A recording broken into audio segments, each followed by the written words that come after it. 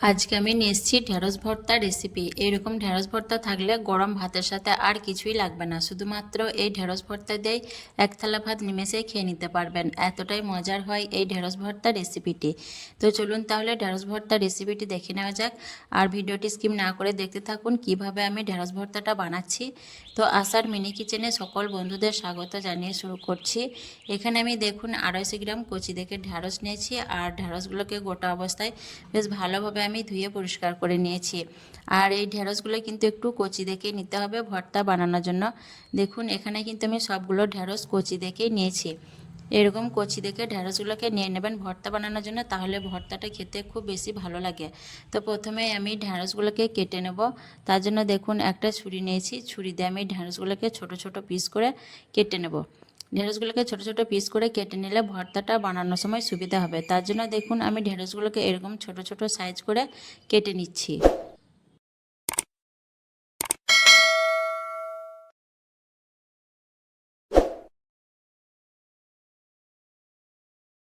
সবগুলো ঢেঁড়স দেখুন আমি এরকম ছোট ছোট সাইজ করে কেটে নিয়েছি। সবগুলো ঢেঁড়সই কেটে নেওয়া হয়ে গেছে।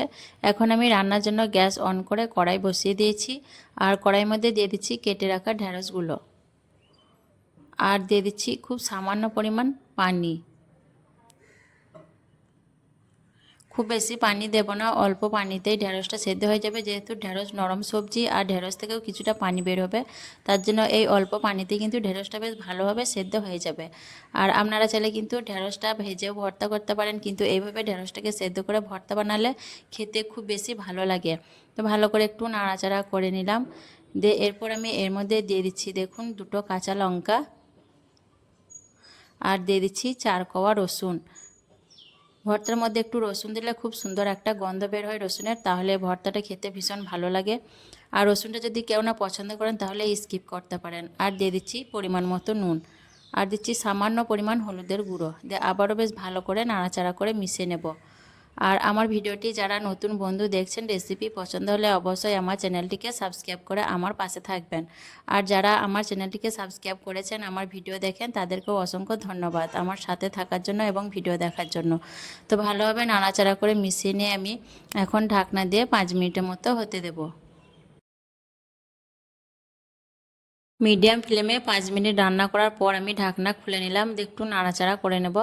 আর পানিটা দেখুন একটু কমে গেছে 5 মিনিট রান্না করার পর। আর ঢেঁড়সের মধ্যে যে একটা লালা ভাব থেকে দেখুন সেটাও বের হয়েছে।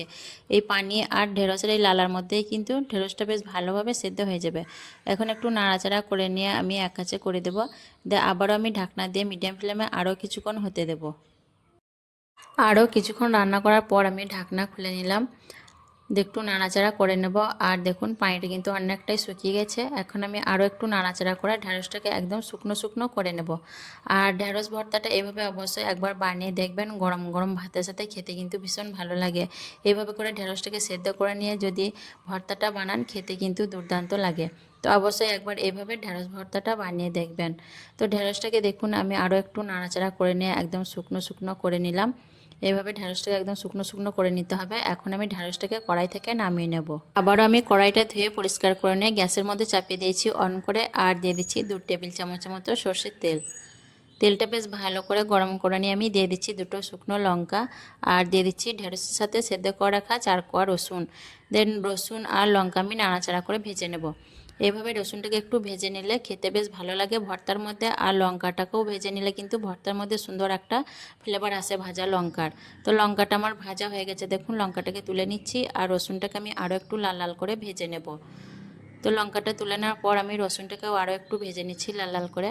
এইভাবে রসুনটাকে ভেজে নিলে খেতে কিন্তু বেশ ভালো লাগে ভর্তার মধ্যে। তো রসুনটাও দেখুন আমার ভেজে নেওয়া হয়ে গেছে, এখন তুলে নিচ্ছি। তো এই দিকে দেখুন আমি একটা থালার মধ্যে ঢ্যাঁড়সগুলোকে তুলে রেখেছিলাম, আর ঢ্যাঁড়সগুলো কিন্তু বেশ ভালোভাবে ঠান্ডা হয়ে গেছে। এখন আমি লঙ্কাগুলোকে একটু গুঁড়ো করে নিচ্ছি, শুকনো ভাজা লঙ্কাগুলোকে। লঙ্কাটাকে একটু গুঁড়ো করে নেওয়ার পর দেখুন আমি এরপর রসুনগুলোকেও একটু মেখে নেব হাত দিয়ে। এরকম একটু ভাজা লঙ্কা ভাজা রসুন ভর্তার মধ্যে দিলে কিন্তু ভর্তাটা খেতে ভীষণ ভালো লাগবে। তো রসুনটাও দেখুন আমি মেখে নিলাম। এখন আমি নিয়ে নেব কাঁচা লঙ্কাটা, যেটা সেদ্ধ করেছিলাম ঢেঁড়সের সঙ্গে, সেই লঙ্কাটাও মেখে নিচ্ছি। লঙ্কা রসুন সব কিছু একটু ভালো করে দেখুন মেখে নিচ্ছি। রসুন লঙ্কাগুলো মেখে নেওয়ার পর আমি এখন এর মধ্যে দিয়ে দেবো পেঁয়াজ কুচি। এখানে আমি একটা বড় সাইজের পেঁয়াজ নিয়েছি, আর পেঁয়াজটাকে দেখুন এরকম কুচি করে কেটে নিয়েছি। আর পেঁয়াজের মধ্যে দিয়ে দিচ্ছি সামান্য নুন, কারণ আমি ঢেঁড়স সেদ্ধ করার সময় নুন দিয়েছিলাম, তার জন্য নুনটা একটু বুঝেই দিতে হবে।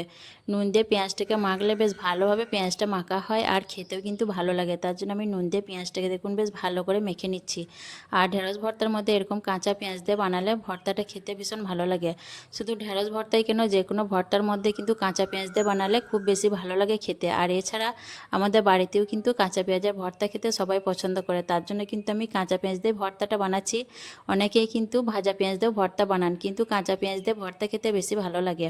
এখন আমি দিয়ে দিলাম যে তেলে লঙ্কা আর রসুনটা ভেজে রেখেছিলাম, সেই তেলটাও দিয়ে দিলাম, সর্ষের তেলটা দিয়ে আবারও বেশ ভালো করে আমি পেঁয়াজের সঙ্গে মেখে নিচ্ছি। এইভাবে করে ভর্তাটা বানালে খেতে কিন্তু বেশ ভালো লাগে। আর ভর্তার মধ্যে কিন্তু সর্ষের তেলটা অবশ্যই দিতে হবে, নইলে কিন্তু ভর্তার স্বাদই মনে হয় না। তো পেঁয়াজগুলো ভালো করে মেখে নেওয়ার পর এখন আমি ঢ্যাঁড়সটাকেও দেখুন বেশ ভালো করে হাত দিয়ে মেখে নেব।